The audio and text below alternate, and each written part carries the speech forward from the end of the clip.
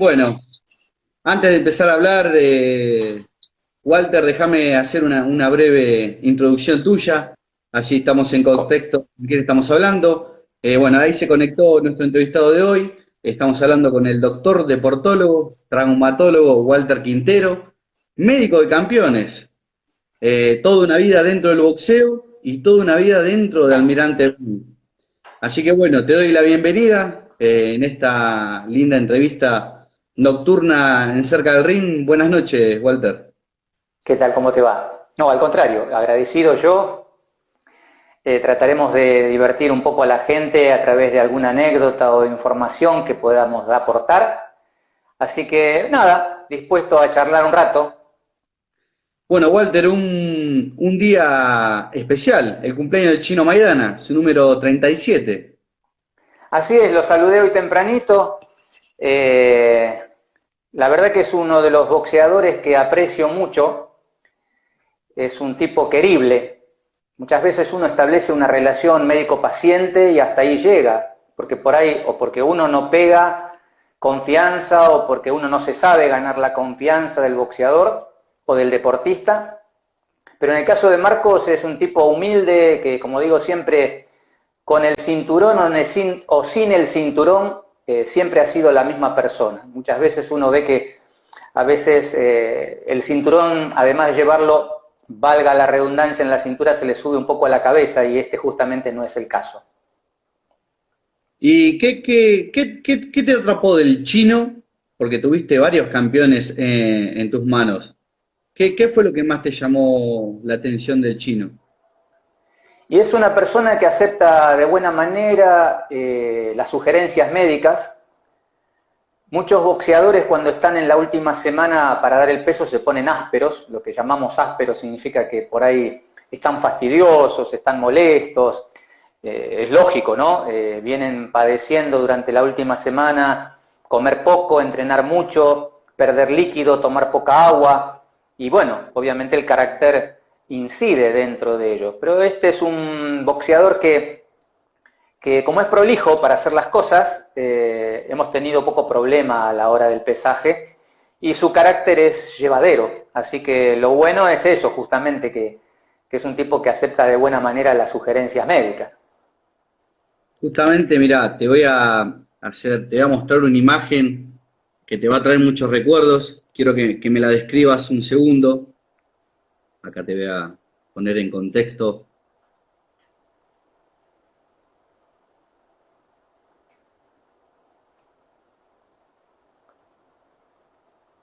¿Qué te acordás de esa noche, Walter? ¿Cómo la viviste vos? La verdad que, para serte muy sincero, no sé si esa es la uno o la 2, pero en ambas han sido situaciones diferentes. En la uno, Es la uno. en la uno, en la uno yo tengo una foto después de la pelea en el bar del MGM, en donde está intacto. Realmente parece mentira que haya pasado por 12 rounds con el mejor o uno de los mejores boxeadores de todos los tiempos, y su cara estaba inmaculada. Así que realmente ha sido un placer, un privilegio poder acompañarlo en estas peleas, y sobre todo ante un rival de la jerarquía de Mayweather, porque realmente es un profesional que se lo ha visto, a pesar de los años que tiene, en una forma física excelente.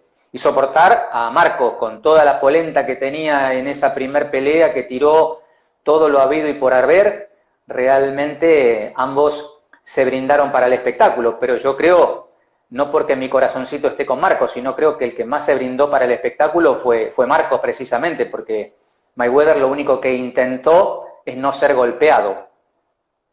Eso que destacás de lo que aguantó los golpes, que no tenía ni una marca. Bueno, vos lo agarraste a Marcos desde de Corley para arriba. Enseguida tuviste la pelea con Amir Khan, que ahí fue tremendo el gancho al hígado que le mete. Tremendo. Pues sabés que en ese momento yo lo tengo a Marcos de frente, y lo que pude observar es el gesto de dolor. Y habiendo tenido varios boxeadores, siempre recuerdo unas palabras que decía el Roña, que decía Jorge Castro, que de esa mano son muy pocos los boxeadores que se levantan. De hecho, a él también le tocó padecer en su pelea que perdió con Takahara en Japón, una mano al hígado también, y bueno, llegaba a la cuenta y se tuvo que parar porque obviamente si no perdía la pelea. Y en este caso de Marcos, justamente lo que yo estaba viendo era ese gesto de dolor, y en una de las charlas que tuvimos hace poco tiempo le preguntaba por qué se levantó o cómo hizo para levantarse. Y dijo que bueno, como había sido en el primer round, estaba con toda la vitalidad, con toda la polenta, y eso lo ayudó un poco para salir de esa situación apremiante. Y lo sorprendente de esa pelea no fue solo esa mano por la cual se levantó, sino que en el 10.º round lo hizo zapatear y estuvo ahí. Si el árbitro no se metía, yo creo que podía haber llegado ganado por nocaut. Coincido totalmente contigo. Yo estuve leyendo unas declaraciones de Joe Cortés, en donde él argumenta para justificar esta situación, decir que Marcos le estaba pegando en la nuca, cosa que no es así. El boxeador, Amir Khan, se dio vuelta, entonces vos tenés un blanco y él se da vuelta, y entonces vos pegás donde te ofrecen punto de blanco. Así que no coincido con esa declaración. Yo creo que más que nada fue para justificar el haberse entrometido y no haberle dado la posibilidad a un boxeador como Maidana, que cuando tiene sentido al rival, lo liquida. Walter, cuando vos te sumaste a la carrera de Maidana, justo hacía unas peleas anteriores, unas 4 o 5 peleas, no sé si, creo que vos me podés corregir, tuvo la pelea con Víctor Ortiz, donde sorprendentemente se levantan los dos, ¿no? De varios knockouts seguidos. ¿Cómo se estudia Sí, eso? sí. Fue una pelea tremenda para ambos. De hecho, Marcos ha comentado en algunas entrevistas que respeta mucho a Ortiz porque los dos salieron a quemar nave desde el minuto 1 y se han tirado 5 veces entre las dos, y la otra vez hacía una composición de una estadística. Marcos había 290 y pico de golpes, de los cuales había conectado el 30%, y Ortiz había tirado mucho menos golpes, pero había sido muy eficaz. Pero obviamente que la potencia que tiene Marcos en la pegada es demoledora. De hecho, a más de uno lo ha lastimado, lo ha cortado, y en esa pelea Ortiz ya estaba lastimado en su ojo izquierdo y en su ojo derecho tenía un corte profundo que hizo que se parara la pelea y que él no decidiera seguir boxeando, y muy atinado, porque en realidad cuando una pelea deja de ser cuando una pelea deja de ser igual y pasa a ser desigual, ya no es como para seguir sosteniéndola. Pero lo impresionante es que el chino cayó 3 veces y fue tan fuerte la potencia del chino hacia Víctor Ortiz que lo hizo abandonar directamente. Sí, sí. Esa herida cortante que tenía en el ojo derecho era importante, y además obviamente ya él sabía que estaba sentido y que obviamente el impacto que tenían los golpes lo hacían dudar de seguir combatiendo. Tal vez mucha gente en esos casos piensa que el boxeador tuvo miedo. Yo creo que es una cuestión de inteligencia también, ¿no? De saber hasta dónde puedo y hasta dónde no debo. Claro, y Víctor Ortiz, creo que en la charla que tuvo con el chino, estuvo esta cuestión, que hubo una cuestión de Robert García, como que se achicó Víctor Ortiz, que no se animó a seguir. Mira, una vez Castro dijo que había boxeadores, voy a utilizar, perdón la palabra, pero voy a utilizar sus propias palabras, y dijo que había boxeadores cagones. Y yo le pregunté, un tipo que se sube a pelear, desde el punto de vista de verlo yo como médico, ya me parece que el subir ya es importante. Pero él me decía, Tordo, fíjate que hay momentos de quiebre. ¿Qué significan esos momentos de quiebre? Donde vos te caíste y estás para seguir o para abandonar. Y bueno, hemos visto algunas peleas de algunos boxeadores en donde en ese momento donde se sobreponen o no, justamente deciden no. Vos tenés el caso de Maidana, que se sobrepuso a esa pelea con Amir Khan. Tenés el caso del terrible Morales, donde prácticamente en el primer round le pegó una piña tremenda a Marcos que lo dejó con el ojo prácticamente cerrado y aguantó los 12 rounds. Ahí hablamos justamente de esa raza, que son esos boxeadores donde nunca se entregan y nunca se dan por vencidos, aún prácticamente vencidos. Walter, y ahora en lo que es el chino está entrenando nuevamente y tiene pensado volver a subirse al ring, ¿cómo analizás este retorno del chino al cuadrilátero? Desde el punto de vista físico se lo ve muy bien, desde el punto de vista de su entrenamiento también, pero creo que la realidad la va a tener él cuando realmente esté boxeando, como decimos en el fútbol, por los puntos. Es decir, que ahí es donde él realmente se va a sentir en qué condición o para qué condición está. Obviamente, siempre uno aspira a tener esa pelea tal vez con Pacquiao, ¿no? Que es un rival que por ahí es de jerarquía, en el sentido de un rival para Marcos le viene bien, porque es esos tipos que buscan la pelea y no esos que escapan, que son muy técnicos. Pero bueno, eso creo que lo va a decidir él después de enfrentarse a Cero Cali y darse cuenta para qué está. La sugerencia médica va a ser realmente que si se siente en buena forma, en buenas condiciones y que está, bueno, adelante, es un tipo joven, es un tipo que no ha sido golpeado, ¿no? ¿Y crees que puede llegar a volver en primer nivel como lo supo ser? Sigue manteniendo su golpe, eso no hay ni una duda. En este caso, como te decía antes, no es un tipo que ya está sensible, eso que a veces se ha hablado en la jerga del boxeo de mandíbula de cristal. A Marcos no lo han noqueado, o sea que él tiene todas las condiciones como para regresar. Pero esa decisión tiene que ser un poco personal y en función de, como te decía antes, cuando él tenga su primera exigencia, que no es lo mismo que un entrenamiento, su primera exigencia como para decidir para qué está. Bueno, siguiendo un poco con alguno de los boxeadores que te tocó estar, te voy a mostrar la siguiente imagen. Vamos a hacer lo mismo que con el chino.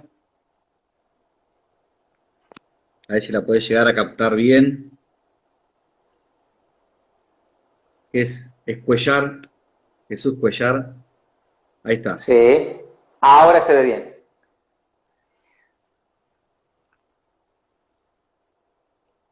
Esperando, hablé con Jesús a cosa de 6, 7 días, está entrenando, él está radicado ya en Estados Unidos, esperando la reapertura de una fecha para él, está entrenando muy duro, muy duro. Pensamos la posibilidad de que tenga una próxima pelea a fines de agosto o a principios de septiembre, así que veremos qué nos depara el destino. Es un boxeador que me ha demostrado ser, más allá de lo profesional, una muy buena persona, muy buena gente. Me dio una buena mano en un momento donde uno lo necesitaba, tal vez una reafirmación. Así que guardo un cariño muy, muy grande para él y para Gaby, para su señora. Así que uno en esos casos a veces entrega algo más que lo que tiene que ver simplemente con lo profesional y pasa algo más a ser afectivo. Así que desde aquí, en lo que puedo aportar sobre el tema de la dieta o la suplementación y tratar de tener la posibilidad, si nos permite esta pandemia, de poder viajar, porque todavía estamos con esta situación de no tener demasiadas chances de poder salir del país. Así que espero que en este tiempo se vaya liberando la posibilidad de las salidas como para poder estar en esa pelea.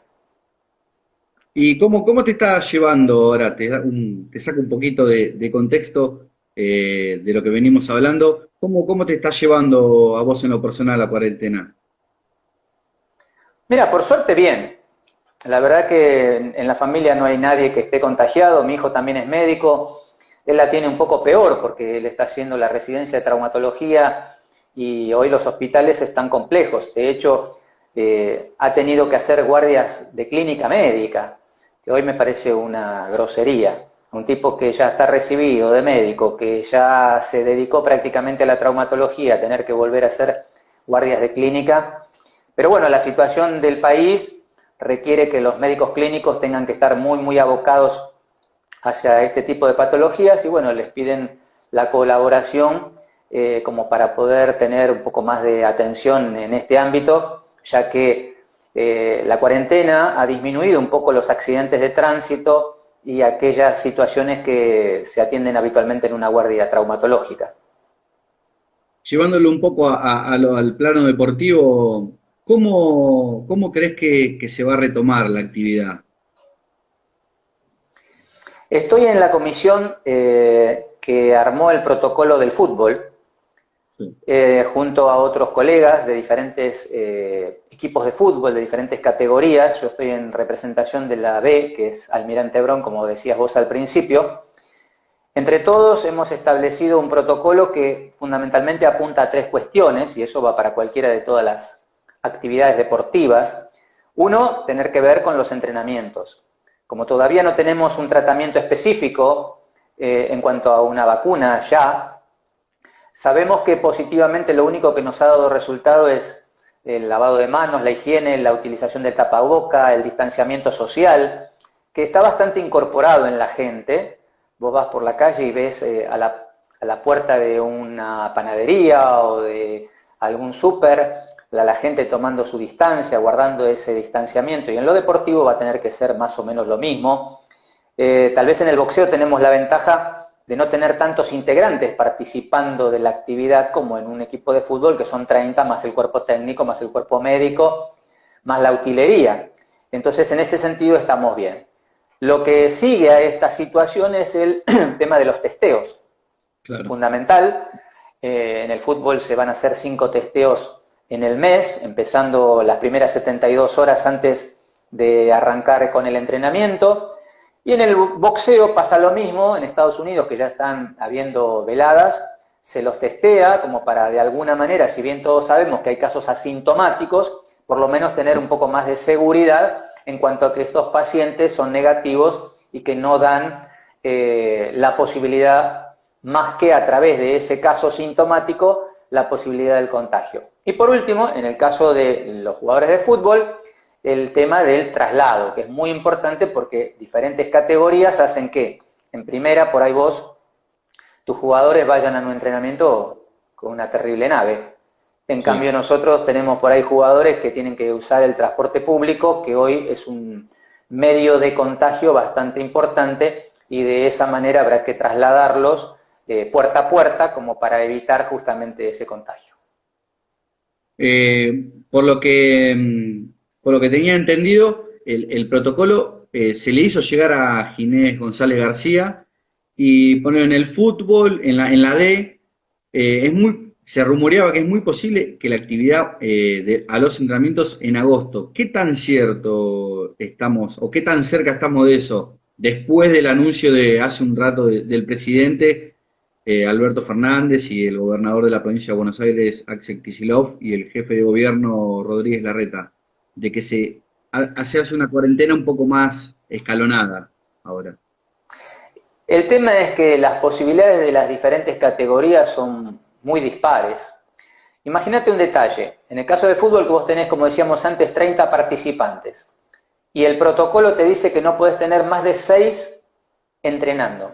Si vos tenés un solo sitio de entrenamiento, tenés que escalonar demasiado los turnos, porque no te da la capacidad del horario de entrenamiento.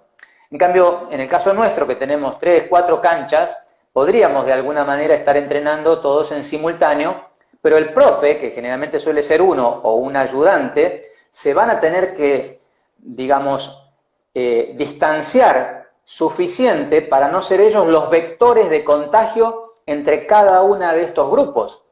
Entonces, el técnico va a pasar lo mismo y el médico va a pasar lo mismo, porque no tenemos la posibilidad en nuestras categorías de tener 3, 4 médicos en simultáneo.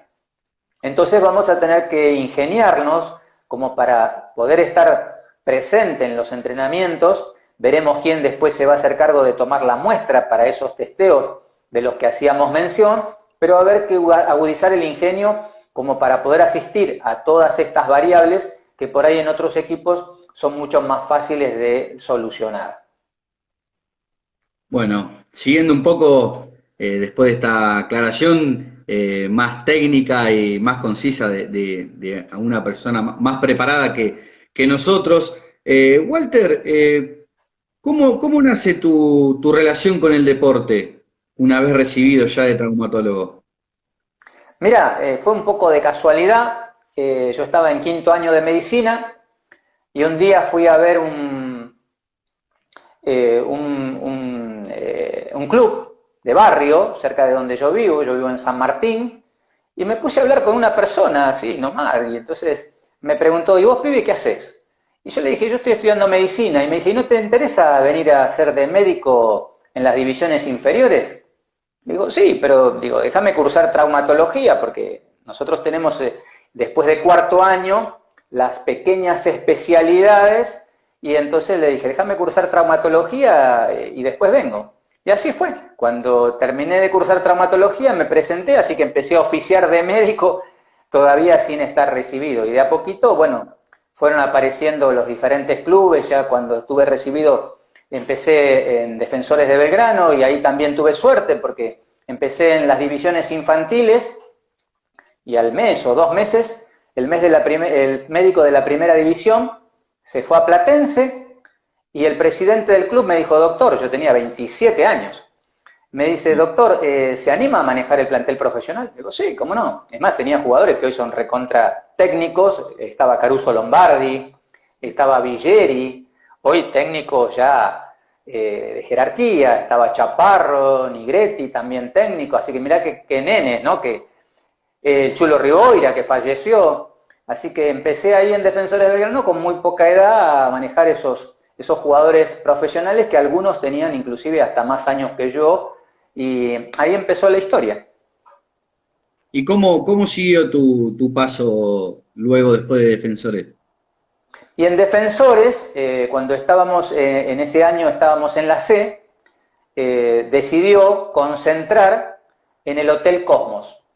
Un Hotel Cosmos que es el que está en Constitución, en donde casualidad concentraban todos los boxeadores que venían del interior. Entonces ahí concentraba Castro, el zurdo Vázquez, Látigo Colli, y había otros boxeadores de Santa Fe que también iban a concentrar ahí. Una tarde-noche estábamos cenando con nuestros jugadores y la persona que en ese momento era el conserje me dice, che, dice, mira, ¿te molesta si Castro te hace una consulta?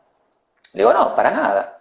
Así que Jorge estaba con un problema en la mano, lo vi, lo empecé a atender, le gustó, como de pronto pegamos buena onda, y cuando le llegó su primera oportunidad de pelear por el título del mundo, en ese momento, o anterior a ese momento, el médico era Tucho Villani, hoy justamente el encargado de AFA. Él era a su vez el médico de Látigo Colli, del zurdo Vázquez. Así que dijo Castro, bueno, mira, cuando llegue mi oportunidad el médico va a ser Walter Quintero. Y así fue. Y ahí empezamos en el 94 a oficiar de médico y después vinieron los demás. Así que en el 94 ya nació tu relación y tu amor por el boxeo. Uno ya veía las peleas grandes, ¿no? O sea, las peleas de título siempre las he mirado, me gusta mucho, me gusta inclusive mucho las artes marciales. Pero bueno, así, digamos, oficialmente fue con Jorge, con Castro, en su primer pelea, que fue allá en Tucumán, cuando peleó con Johnson por el título del mundo. ¿Y cómo fue tus primeros días estando con ellos? Ya del lado, ¿no? Del equipo. ¿Cómo era vos ya tan joven y tener los primeros por la Fue tele muy y gracioso. cada día? Fue muy gracioso con Castro porque en un momento él me hace una broma media pesadita, y entonces yo me calenté, era pendejo. Entonces le digo, mira, me acerqué a él y le dije, mira, yo te voy a decir una cosa. El primer día, yo puedo ser tu médico, tu amigo o nada, pero yo la joda no me la banco. Nunca más volvimos a tener un sí o un no. Y es el día de hoy que seguimos teniendo una amistad de mucho, mucho tiempo. Así que fue muy, muy emblemática esa charla que tuvimos. porque él me cantaba desde su habitación, me cantaba, decía una canción que decía, doctor, yo no sé por qué sos tan pobre. A muchos años después me enteré que era realmente una canción. Pero bueno, realmente fue una anécdota muy graciosa y hasta el día de hoy, como te decía, siempre guardo mucho afecto con él. ¿Qué fue vivir un gran paso de Locomotora Castro? ¿Cómo fue para vos ser parte de todo eso? Y uno tiene un gran afecto porque fue tu primer boxeador. Entonces, encima de que nos llevábamos muy bien, contábamos el otro día una anécdota que él estaba haciendo guantes con Manuel Alejandro, un muchacho muy fuerte, y Jorge le pegaba cada paliza tremenda. Entonces, en un momento, Jorge le pega una piña y Manuel Alejandro es como que medio no llegó a tocar el suelo, pero sí quedó sentido. Y yo era muy tiernito, muy nuevito, entonces me metí adentro del ring y Manuel Alejandro me sacó corriendo, me dijo, que sea la última vez que te metes adentro del ring. Entonces Jorge me dice, ¿qué te dijo este? Le digo, no, que viste, yo me metí porque vi que estaba medio sentido. Ahora vas a ver. Y bueno, le dio para que tenga y para que guarde. Y después, bueno, también estabas nombrando al látigo Koji. ¿Cómo fue esos primeros momentos estando con un látigo? Con Koji me tocó viajar a la pelea de Randall, que Villani no había podido viajar. Si recordás esa pelea, que fue una de las varias que hubo, es donde Koji gana su título del mundo. A partir del cuarto round, él tiene un cabezazo, la pelea no prosigue, nosotros nos vamos en la ambulancia con Koji y nos enteramos que había salido campeón del mundo en ese momento, justamente porque nos habíamos ido antes de leer las tarjetas. Así que mi debut con Koji fue muy bueno. ¿Cómo es ese momento de estar ahí tan cerca, ¿no? Estar en la esquina, ¿cómo se vive?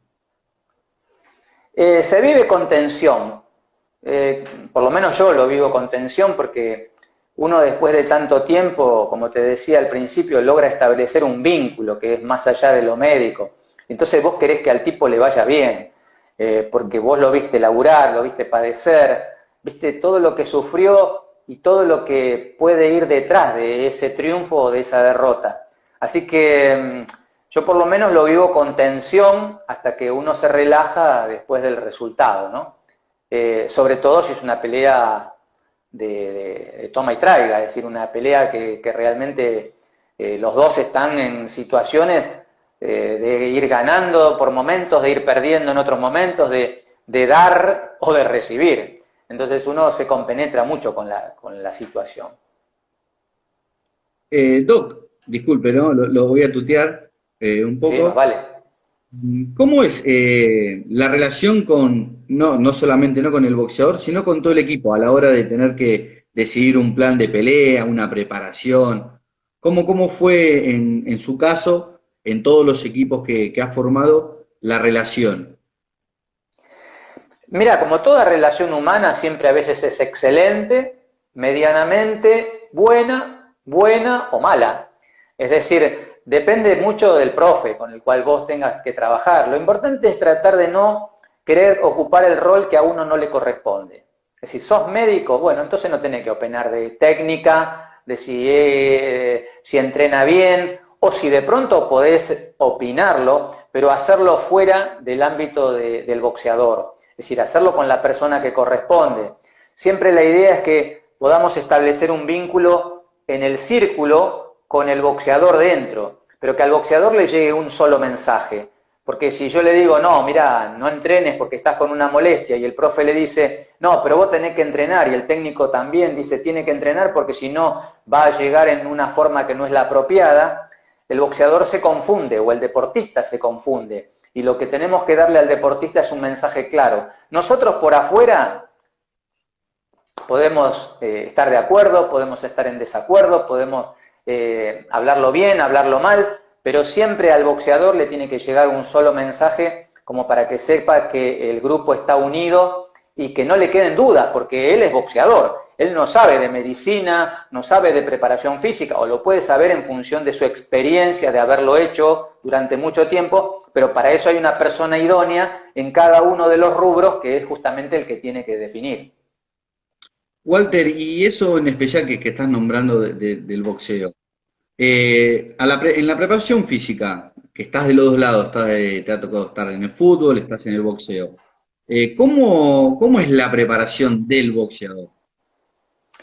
Hoy ha cambiado un poco, ¿no? Vos te recordás seguramente boxeadores que a la mañana hacían su trabajo matinal de salir a correr para dar el peso, después por la tarde hacían los trabajos físico-técnicos. Hoy ha cambiado un poco la parte física, en donde se han incorporado algunas otras variables, los trabajos de fuerza en algunos casos. Por ahí va un poco de acuerdo a la idiosincrasia de la región, porque por ahí, viste, los mexicanos no son de trabajar demasiado en trabajos de fuerza, por ahí el americano sí, nosotros hemos incorporado, yo creo que Marcelo Domínguez ha sido uno de los pioneros de incorporar un poco los trabajos de fuerza, los trabajos de pesas al boxeo, cuando en realidad por ahí las pesas eran un poco una mala palabra. Y yo digo que las pesas no son mala palabra, lo que es mala palabra es no saber cómo hacer el trabajo para optimizar justamente y aplicarlo luego al boxeo. Ese es el problema. El profe tiene que estar muy ayornado en cuanto a esos trabajos, porque sabemos que el boxeador tiene que dar un peso antes de pelear. Ahora, si yo le exagero el crecimiento muscular, independientemente de todo, me va a generar un peso. Y esto es un 100%. Es decir, yo para poder dar el peso el día anterior en la balanza, si pongo mucho de una cosa, tengo que quitar de otra. Y llega un momento en que la deshidratación que vos le podés hacer a ese boxeador termina generándole un efecto negativo porque luego no termina por recuperarse. O si ha padecido en esa última semana lo que llamamos en medicina el vaciamiento glucogénico, no logra reponerse con solamente 24 horas después del pesaje. Y con ese tema en especial, con la deshidratación, es cuestión, a veces puede generar grandes problemas. ¿Cómo se lleva, cómo se trata la deshidratación?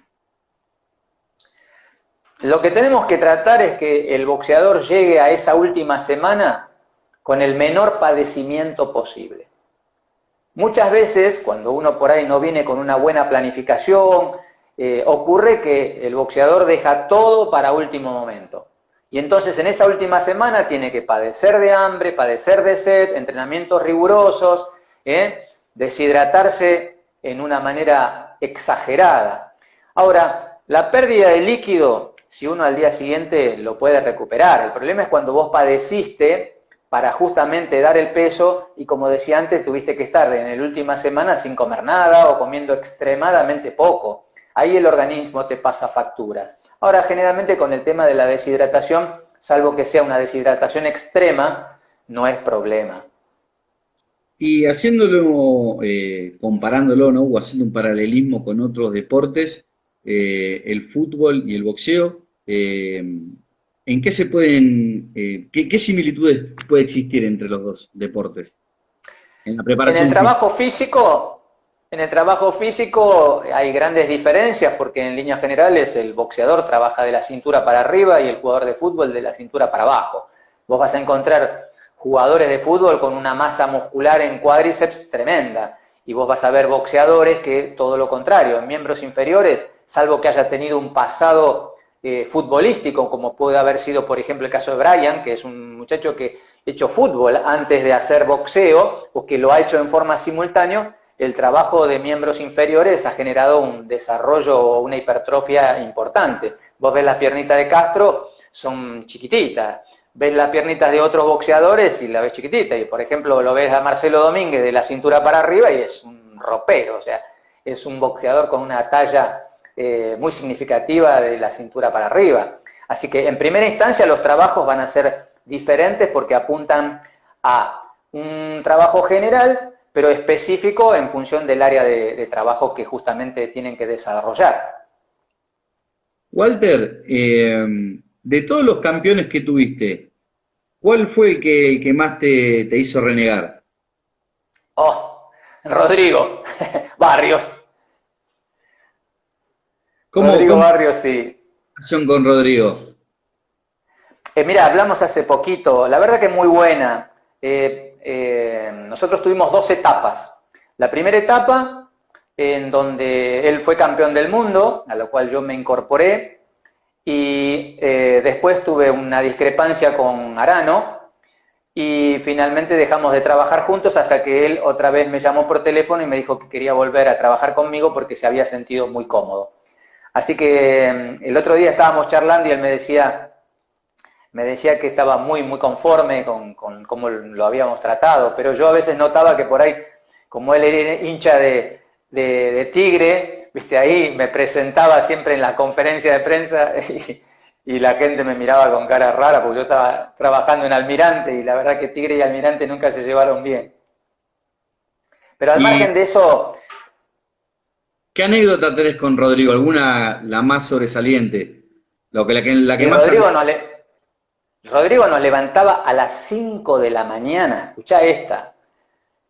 Nosotros concentrábamos en el albergue Santo Tomás, allá en La Pampa, invierno, al lado de la laguna, 5 de la mañana y despertarme con cumbia villera, cosa que a mí no me gusta ni hasta las 10 de la mañana hablar, y él a las 5 de la mañana nos sacaba a correr a todos, así que imagínate.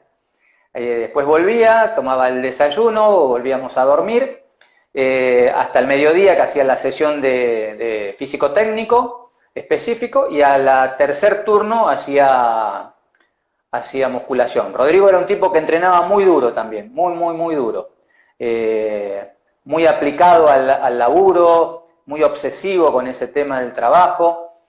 Pero bueno, a veces, obviamente, uno desde diferentes puntos de vista, yo por ahí haciendo mucho hincapié en el tema de la dieta, porque sé que después, como decía antes, lo importante es justamente no padecer en esa última semana, porque es lo que luego uno no logra recuperarse, aunque coma bien, aunque tenga 24 horas para descansar. Cuando vos tenés una pelea dura y van pasando los rounds, el organismo te pasa factura. en ese sentido, en esa línea, Walter, ¿cómo se recupera un boxeador? Ejemplo, la pelea de él con Popó Fleita. El día después, ¿cómo Mirá, recuperas de eso? esa fue mi primer pelea con Barrios. Mi primer pelea. Fíjate cómo debuté. Debutamos yendo con Rodrigo con 40 grados de temperatura todo el viaje. Así que estuvo todo ese día, todo ese viaje acostado. Por suerte tuvimos la posibilidad de que el avión no iba demasiado lleno. Así que lidiando con la fiebre. Así que viajamos con fiebre, llegamos allá con fiebre y por suerte después de 48 horas con la medicación que yo ya le había dado antes de salir de Buenos Aires y con la medicación que tuvo en el viaje, pudimos resolver el problema, así que llegó en buena forma. Durante la pelea, una situación que tuvo que ver con ese corte, que no lo dejaba ver, él sale a ganar, porque Rodrigo siempre es esos tipos que es ganador y quiere ganar en todo momento, aún sabiendo ya que por ahí estaba arriba en la tarjeta en el último round, salió a liquidarlo y ahí apareció esa mano que lamentablemente terminó con la pelea. Y recuerdo perfectamente, como anécdota, él estaba dándose la ducha final y muy angustiado por el resultado, y yo le decía que se quedara tranquilo porque realmente la gente iba a valorar terriblemente su actitud, porque pudiendo haber estado él relajado en ese round y no salir a arriesgar, él salió a definirla porque él tenía en su cabeza que la quería ganar por nocaut. Así que se quedara tranquilo que la gente lo iba a valorar. Y así fue, la gente le reconoció mucho porque Rodrigo era un boxeador por ahí desde lo verborrágico, a veces suelen ser boxeadores conflictivos porque un grupo te quiere y otro grupo no te quiere, y entonces en ese momento creo que todo el país le reconoció lo que había puesto, que realmente había sido mucho. Y hoy, bueno, hoy ya lo nombraste vos, Walter, Brian Castaño. Bueno, la bandera del boxeo argentino actual, ¿cómo lo ves vos a Brian?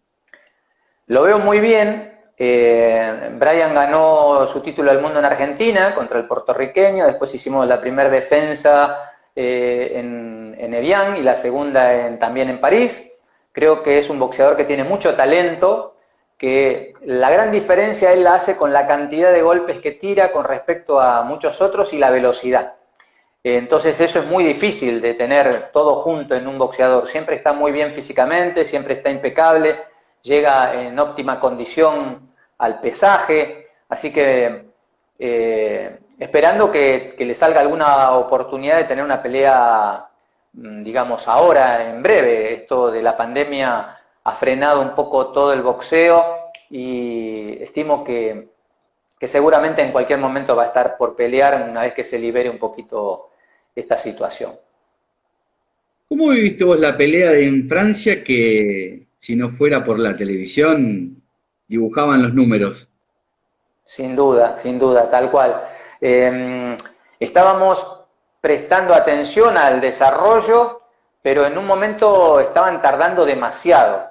Así que ahí se acercó Sebastián y vio como que había una movida media rara y ahí enseguida se paró la televisión sobre las tarjetas y yo creo que eso fue lo que nos salvó porque era muy fácil cambiar el resultado de si yo pongo Brian, Soro, Brian, si lo pongo al revés, te da un fallo dividido para el rival. Así que por suerte Contursi fue muy astuto en ese momento, prestó atención, tiene obviamente su experiencia y se dio cuenta que estaban tardando demasiado en la confección de las tarjetas y ahí ya al haberse parado la televisión encima de los resultados, les fue muy difícil cambiarlo. Así que, por suerte, entre la experiencia de Contursi y el apoyo que hizo la cámara sin darse cuenta, pudimos darnos cuenta nosotros que había algo raro. ¿Y cómo lo ves acá un futuro no muy lejano a Brian? Lo veo muy bien, por eso te decía que es un boxeador que tiene mucho talento, y eso es importante, porque hoy en día la parte física es importante, pero vos podés estar muy bien físicamente, pero si no tenés talento, eso no lo podés adquirir. Lo físico sí lo podés adquirir. Entonces el hecho de tener talento te da una gran cuota de ventaja, porque trabajando lo otro se consigue. Ahora lo que vos no podés conseguir es lo que tenés innato en vos. Y para mí él es un tipo muy tiempista, muy veloz, como te decía antes, tira mucha cantidad de golpes en poco tiempo, técnicamente es muy bueno, así que acá hay que esperar simplemente a que tenga otros rivales como para poder seguir cosechando triunfos. ¿Con quién te gustaría verlo pelear en su próxima pelea, Walter? Y Charno siempre es un rival. ¿Crees que se puede llegar a cerrar? No sé, eso dependerá fundamentalmente de Sebastián, ¿no? Que es el que maneja en este momento la parte de la promotora. Pero bueno, es una pelea que uno siempre espera ver. Es como la pelea que hablábamos antes. Todos querríamos ver a Maidana con Pacquiao. ¿Se va a dar? Y yo qué sé. Y de los que más te costó llegarle, vamos a la inversa, de todos los que tuviste, ¿con cuál fue que más fácil se te hizo? ¿La relación, el Con trabajo? Castro. Con Castro, con el que más fácil se me hizo fue con Castro. Yo siempre digo que a Castro le decía que se tirara del quinto piso y se tiraba. Qué buen recuerdo. Y con tu experiencia con campeonas mundiales, tus boxeadoras, con las que tuviste, Erika Campeonas Farid. mundiales tuve 3. Erika Farías, que fue la primera. Sí. Sabrina Pérez, la segunda. Y ahora Esteche, la tercera. Así que tratando de darle una mano a Esteche, a ver si podemos lograr que vuelva a recuperar. Recordad que ella tuvo 3 títulos del mundo, o sea, una boxeadora con mucho talento. Así que veremos a ver si de alguna manera puede volver, Ana. Y Erika, que la aprecio mucho, porque fue mi primer boxeadora mujer. En ese momento su técnico era Pachorra, que había sido a su vez el técnico de Rodrigo, así que siempre guardo un cariño muy grande por ella. ¿Cómo es el nivel boxístico a nivel argentino y mundial? Muy bien, muy bien. Realmente uno por ahí hace muchos años atrás veía a las mujeres y notaba esa gran diferencia entre la técnica de una mujer y un varón. Ojo, no por ser machista, sino porque simplemente apreciando los movimientos. Y vos hoy te das cuenta que las mujeres han equiparado perfectamente desde la técnica y desde el entrenamiento al hombre. Inclusive las ves muy, pero muy bien entrenadas, muy bien físicamente, muy bien técnicamente. Así que yo creo que ha progresado mucho de las primeras boxeadoras mujeres a las actuales boxeadoras mujeres. ¿Por qué crees cuando, y esto un poco no lo que remarcabas de ser machista, no machista, ¿por qué crees cuando se dice el boxeo está en decadencia? Porque se toca el boxeo varones, pero en realidad el boxeo mujeres es lo que está dando las noticias, está dando el marketing, está dando las buenas peleas. ¿Por qué crees que el boxeo está en decadencia? El boxeo en general tendría que hablarse ahí. Me voy a tirar en contra a mucha gente con lo que voy a decir, pero creo que lo que nos está faltando y la decadencia no es por la materia prima, sino por quien forma la materia prima. Si vos hoy tuvieras que decir 5 técnicos de nivel, ¿a quiénes mencionarías? Entonces creo que lo que está faltando un poco es el técnico, el profesor, el maestro que forme a estos boxeadores. Ahora, con respecto a la misma pregunta sería, bueno, ¿y por qué con mujeres sí? Bueno, porque creo que tal vez en ese sentido, como han mejorado mucho la parte técnica, físico-técnica, ahí se les ha hecho un poco más fácil. Entonces, creo que en la medida en que haya más competencia, se va generando un poder de selección mayor. Vos vas a Estados Unidos y tenés una población de cuarta línea, tercera línea, segunda línea, primera línea. Y entonces, el que llega a ese primer nivel, obviamente tiene que ser bueno. Nosotros acá todavía tenemos una población bastante pobre en cantidad en este deporte. En la medida que mayor cantidad de personas practiquen en la disciplina, seguramente se va a ir haciendo una depuración, una selección mejor. Walter, y pasándolo al plano monetario, ¿por qué se cree que se le paga tan poco a las bolsas? Si en definitiva el boxeador se sube al ring igual que el hombre, se guerrea igual que el hombre, se lastima igual que el hombre, da los mismos shows que el hombre. Es una pregunta que hoy en día está generando mucho ruido justamente y también mucho movimiento de tratar de equiparar estas situaciones, pero ocurre en casi todos los deportes. Es decir, vos lo ves en el fútbol, así que no es un patrimonio específico del boxeo. Lo ves también en el básquetbol, es decir, casi todas las disciplinas, en el tenis, casi todas las disciplinas tienen esa diferencia que en algún momento va a tener que ir equiparándose porque como bien dijiste, tienen buena calidad técnica, buena calidad física, los espectáculos son buenos. Antiguamente creo que tal vez porque los espectáculos no tenían el mismo nivel, pero hoy no es el mismo caso que hace tiempo atrás. Y bueno, ahora con una pregunta, no es un boxeador que vos tuviste, ahí justo saludamos a Marcelo Domínguez que te está mandando un saludo. Lo veo, lo Eh, veo. Maravilla Martínez vuelve a pelear el 21 de agosto. ¿Cómo ves ese retorno de un nombre tan fuerte en el boxeo masculino argentino? En realidad no lo he tenido nunca, simplemente lo he mirado por televisión. De hecho, el día que peleó Marcos en Las Vegas, él peleaba también con Chávez.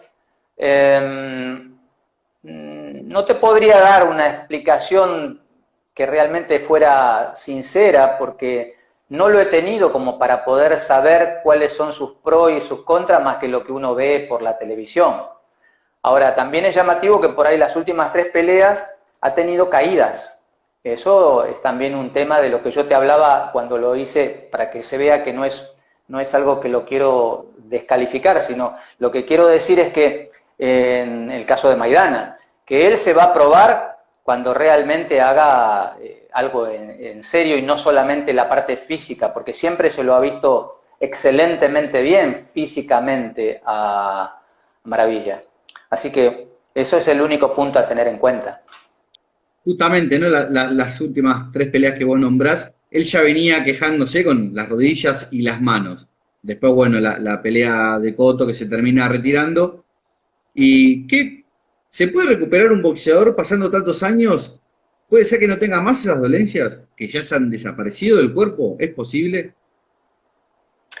Y sin ninguna duda, lo que habría que saber es cuál es la patología que generó esa molestia, ¿no? Si esa patología fue bien tratada, si fue una lesión ligamentaria y hubo una cirugía de por medio, no tendría por qué tener después de tanto tiempo algún inconveniente si ese solamente fuera el inconveniente. Doc, y si tuvieses que... No, esto no creo que te traiga problema. Espero que no te traiga... No, en broma, ¿no? Si tuvieses que elegir a 5 de todos los campeones que tuviste, Y obviamente los pondría casi por orden. Primer campeón del mundo, justamente Castro. Eh, en el último lugar, a Maidana. Y en el medio, con Marcelo tuve muy buena relación, así que Marcelo sin ninguna duda es un tipo que es muy laburador.